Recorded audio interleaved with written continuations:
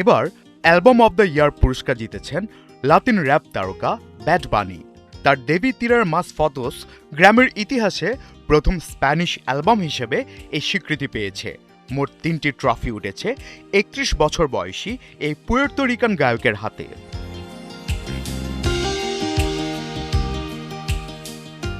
Record of the ইয়ার সহ সর্বাধিক 5টি পুরস্কার জিতেছেন মার্কিন wrapper কেন্ড্রিক Lamarck.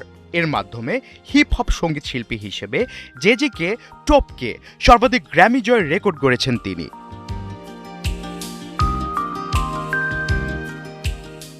Song of the year পুরস্কার পেয়েছে বিলি আইলিশ ও তার ভাই ফিনিয়াসের ওয়াইল্ড ফ্লাওয়ার।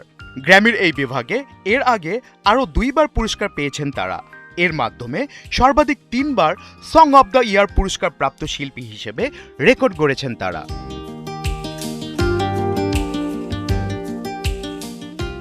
সেরা নিউ আর্টিস্ট হয়েছেন ব্রিটিশ গায়িকা Olivia Dean. K pop demon হান্টার্সের গোল্ডেন গানটি জিতেছে সেরা song written for visual media বিভাগের পুরস্কার। গ্র্যামি জয়ী প্রথম কে পপ গান এটাই।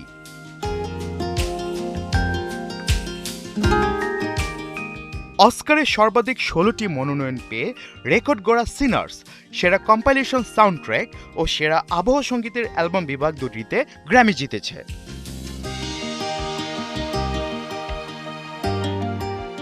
আফফান মিতুল, ৭১।